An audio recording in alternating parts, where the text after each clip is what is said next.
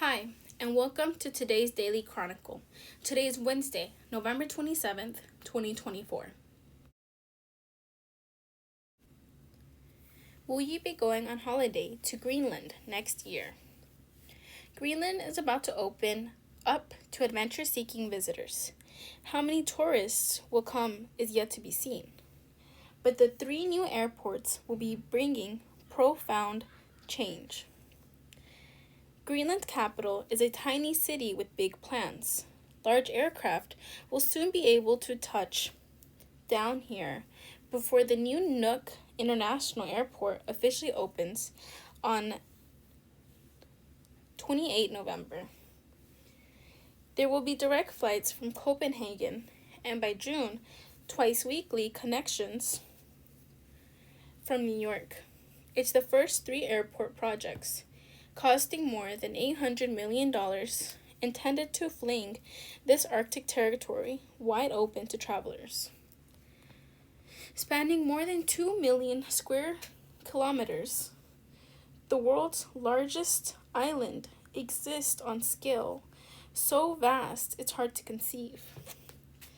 Only 11 countries are bigger, and it surpasses both Texas and Alaska in size. Yet its population numbers fewer than 57,000, as its frozen heart is an ice sheet that covers 80% of its landmass. When I visited in August from Copenhagen, the ground crunched beneath my boots as I made my way over to a rocky glacial moraine onto the edge of this endless icy expanse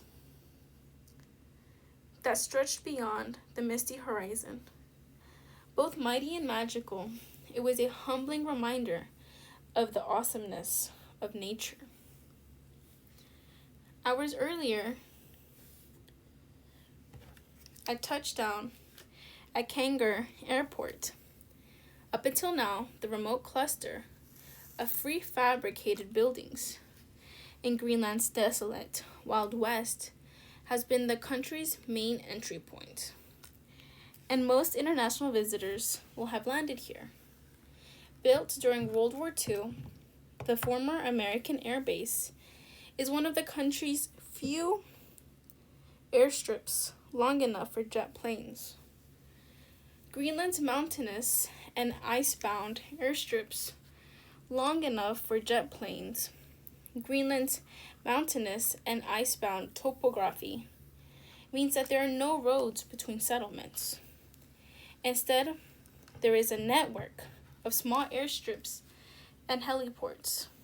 From Kangar, visitors have to transit to their own word destination in small propeller aircraft, just as I did to Nuuk. But now that will change. Nuuk's new international airport means that getting to Greenland will become simpler, faster, and cheaper. The city sits roughly 4 hours from the US and 4 hours from Europe. We're placed right in the middle. So there's great opportunities to grow tourism from both sides, said Jen Lordson, CEO of the Greenland airports. We're seeing an increasing interest from North American tourists at the moment. Another transatlantic airport will open in Ilisut in 2026, the country's most popular destination, and a launch pad for exploring towering icebergs of Disco Bay and UNESCO recognized ice ford. This will be followed that same year by a brand new regional airport in Kvartpork, the largest settlement in the south and arguably Greenland's most picture-perfect town, where pink, blue, and green houses tumble from the steep hillside down the harbor. Across Europe, several destinations have been pushing back against tourism, but Greenland stands out because it is actively seeking more visitors. The nation is hoping to bolster the economy, which relies largely on fishing, by diversifying into tourism. Greenland's attractions are many, from spectacular raw nature to the unique culture of winters of the Inuit. In summer, there's whale watching and splendid hiking, while dark winters bring dog sledding and spellbinding northern lights. How many tourists will come is unknown, but according to the Lordston, between April and August this year, the inbound seat capacity to Greenland was 55,000. By next summer, that will jump to 105,000 for the same period. Air Greenland will operate daily between flights between Nuuk and Copenhagen, in planes carrying 300 plus passengers. Then, in June, SAS will also begin flying from the Danish capital, and United will launch direct flights from New York. Many people have been to London, Paris, and Rome. They're looking for more experiences and looking for outdoors, particularly post-COVID, said United Vice President Patrick Quayle. We're planning on starting small just because this has never been this type of service. With roughly 20,000 residents, Greenland's capital is certainly no metropolis. Made up of high-rise apartment blocks and colorful cottages, it's wedged between rugged mountains and a sweeping sea fjord of the country's southwest coast. Its modern town, where 21st century life blends with Inuit roots, and is home to fascinating and informative national museums, a thought-provoking art gallery, and a cutting-edge cultural center with musical performances. However, it's in the nature of the Nuuk's doorsteps that offers some of the most rewarding experiences. Visitors can ride kayaks to explore the capital's historic waterfront, or venture deeper into the vast Nuuk Fjord for whale watching and fishing trips on land. There are easy day hikes from the city and more adventures, multi-day guided walks, not to mention the remote camping sites where you can get even further away from it all. When I finally arrived in Nuuk, I felt a sense of optimism in the air. With local businesses eagerly awaiting the new airport, Aningo Broberg and his wife Pia run a family-owned tour company, Summit Greenland, near Nuuk's small harbor, which they launched earlier this year. Actually, the new airport is 80% of the reason why they took the plunge, Aningo told me. After a strong first season, taking tourists on excursions around Nuuk Fjord, including sunset sailing trips and more adventurous tours up close to icebergs, the pair plan to buy a second boat. We are expecting more tourists will come. I briefly chatted to tourists at the colonial harbor along Nuuk's historic waterfront. The Arctic was on our bucket list, said Kelly from Florida, who had sailed here from Iceland by cruise ship. It was something different. I've never been in Greenland. That's why I've come here. It's quiet, not too many people. I like that, added Mary, another cruise ship passenger from Taiwan. The desire to holiday off the beaten path has already translated into a small tourism boom. The record number of visitors, some 141,000, came to Greenland last year. Much of it driven by cruise ship tourism. This saw passengers' volumes surge by a whopping 74%, with the new airports that's only expected to grow. We get more and more guests from all over the world, said Maureen Louise Polson, Christensen, the manager of Inuk Hostels, as she showed me around the glass igloos at her guest house that overlooks a scenic bay on Nook Fjord with views of the dramatic Surmis Mountain. She told me people were excited and preparing for the influx of new visitors. One of the worries that I have is that we will have few tour rooms in Nuuk, she added. We also need more local guides and locals working in tourism.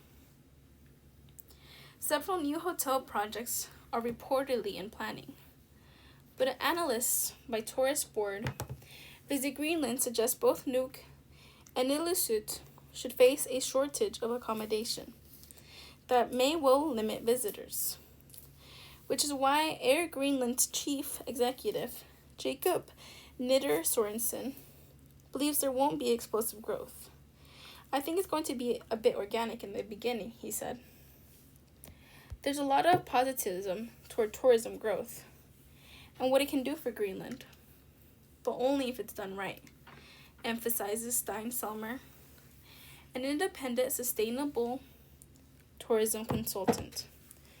How much locals actually want tourism depends on who you speak to, she adds.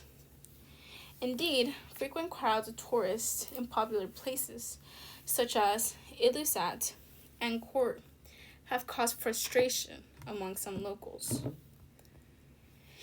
Greenland's wow factor comes from its untouched nature and uncrowded spaces. There's really a maximum we can carry without ruining our destination and the products that we're selling, says Selmer. It's this peace and quiet, sort of under the radar destination, and I think we kind of want to keep that. Most Greenlanders seem to agree that mass tourism isn't desirable or sustainable, and Greenland doesn't want to be the next Iceland, a country of 384,000 people that saw 2.2 million visitors last year. We look around the world, we sense that people are very happy to be able to travel again post-pandemic, said Business Minister Nahisha Nathan. But we also see people getting weary of tourists. Instead, the nation is seeking more thoughtful growth that benefits local communities. Last year, the tourism industry adopted a pledge towards better tourism, and it's trying to attract conscious adventure travelers who value pristine nature and deeper cultural experiences, while encouraging them to come outside the peak summer period and spend time in less crowded places. Marketing campaigns emphasize winter and spend time and shoulder season activities like dog sledding, aurora watching, while Visit Greenland's website, for example, points potential visitors to smaller destinations around Disco Bay rather than hotspot Ilulissat. Meanwhile, a much debated tourism law will come into force in January 2025, requiring tour companies to be licensed and 2/3 locally owned.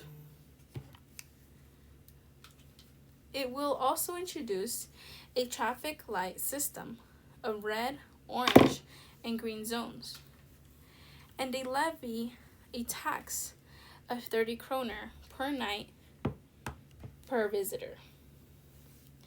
We're trying to both use zoning as an instrument to spread the tourists out more and to make sure they don't go in certain areas that are more vulnerable, said Nathan. Lying 150 kilometers north of the capital, Manitsoq is a less visited smaller town that also hopes to benefit. Small motorboats make the 4-hour voyage there by weaving through a maze of low-lying rocky islands and stopping in the tiniest of villages as locals hop on and off.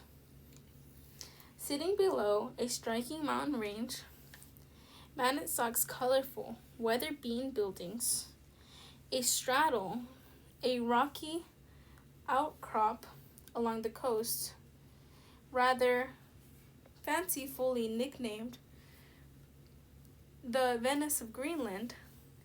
There's a handful of bridges that crisscross the harbor, and a striking arch made from the whale's strawbone that overlooks the sea. In summer, it draws fishing enthusiasts and ski touring groups.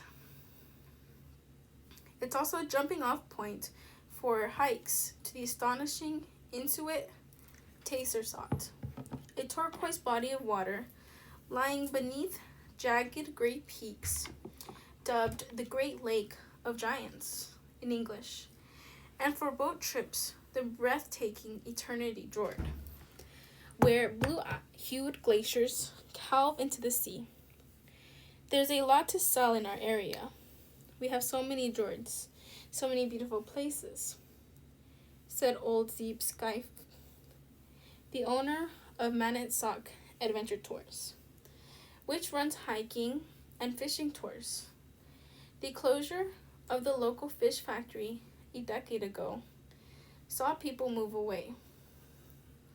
He added, but now hopes are high again. And I'm so excited that the new airport, Sift told me,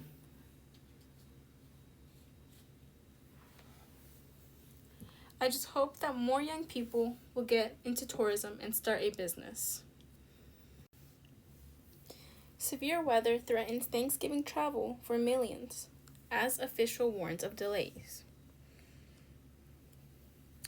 Millions of travelers hitting the roads or heading for the airport may face delays due to the long lines and severe weather that threatens to disrupt holiday travel over the next few days.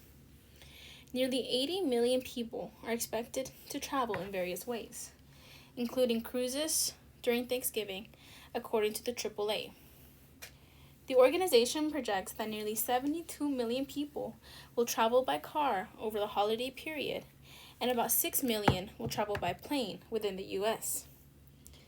More than 50,000 flights are expected to take off on Tuesday, one of the busiest Thanksgiving travel days, and around 50,000 are expected to fly on Wednesday as well, according to the Federal Aviation Administration. So far, more than 1,000 flights in and out within the U.S. have been delayed on Tuesday, according to FlightAware. The majority of delays travelers face at airports are not because of air traffic controllers staffing, but weather and volume, which drive nearly all delays, so the FAA tells NPR.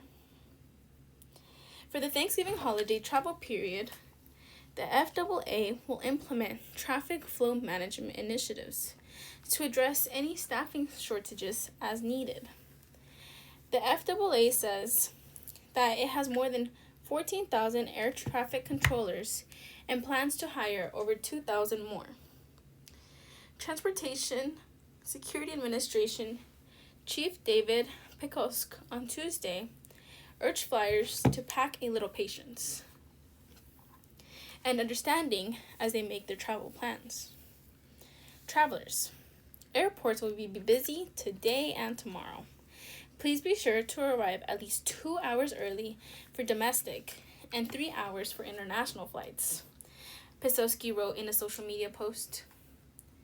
On top of the crowded roads and terminals that could prolong travel and lead to longer wait times, travelers will also face delays because of severe weather depending on where they live and their holiday destinations.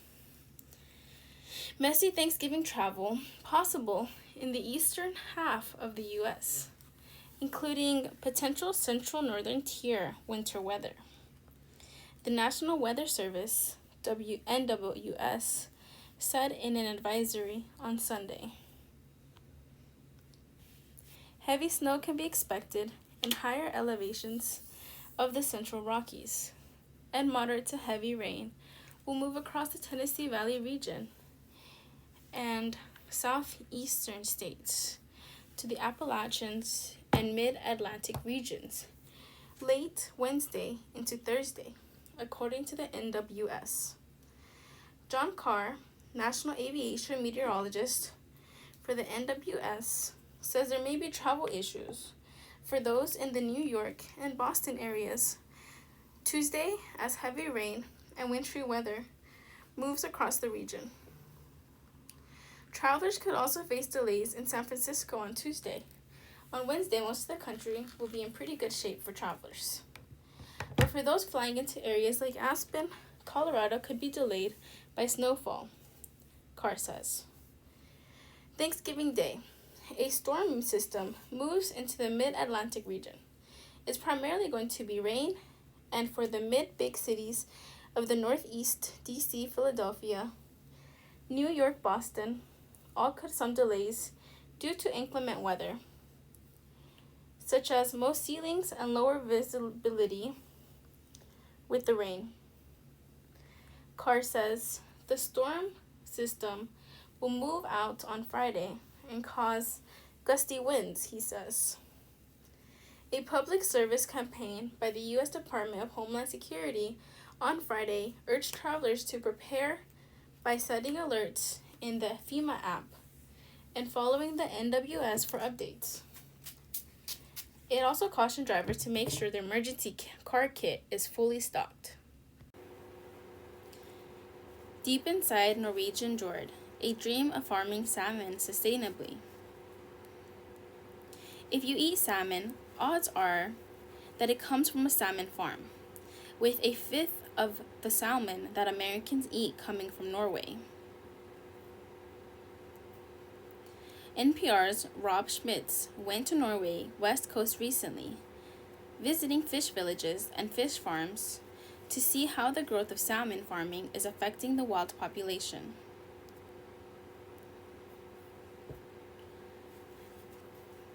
Gorgon Wengard has worked most of his life on salmon farms.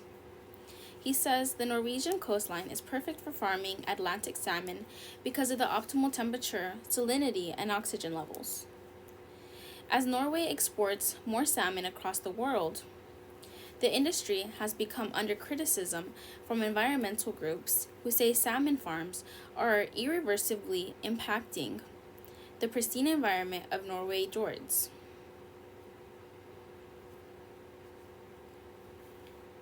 In many of these salmon farms, the fish are kept in open water pens, with the only thing separating them from the open ocean of the fjords being a thin nylon net.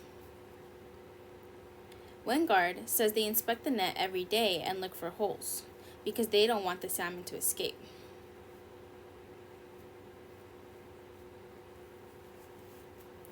So even though the salmon comes from wild salmon originally, we don't want them to mix the genes and destroy the spawning places for the wild salmon.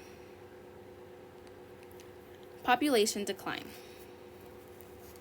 Author Simon Sæther says Norway's wild salmon population has been cut in half in the past 2 decades, largely due to the impact of tens of millions of farmed salmon. Sæther co-authored The New Fish, a book about Norway's farmed salmon. Each year, an average of 200,000 farmed salmon escape from their open net pens, and then they mate with Norway's remaining 500,000 wild salmon, says Sæther. These farmed salmon are made to be fat and slow and be effective for the industry, Sæther says. When they mate with the wild salmon, then also the wild salmon becomes slow and fat and easy to catch for predators.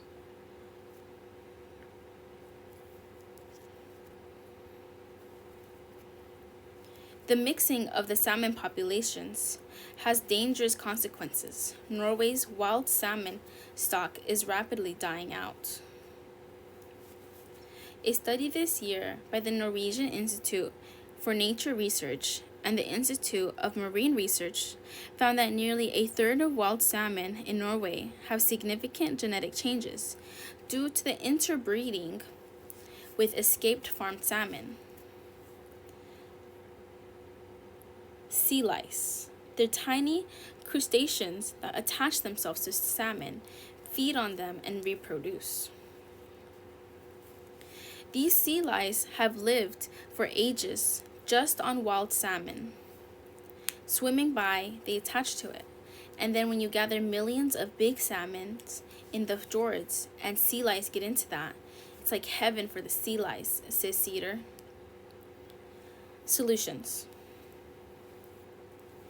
In a 4-year study ending in 2020, Norwegian scientists discovered that in the fjords of West Norway, mortality rates among farmed salmon from sea lice infestation reached more than 30%.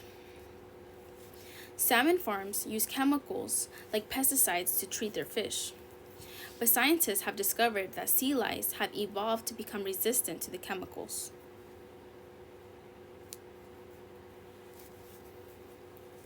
One salmon farmer, however, says he has an answer to all these problems. Sondre Eid, the young third-generation CEO of his family company, Eid Jordberg, says he has built the salmon farm of the future. It's a black cylinder barely sticking out of the water, surrounded by floating gangplanks.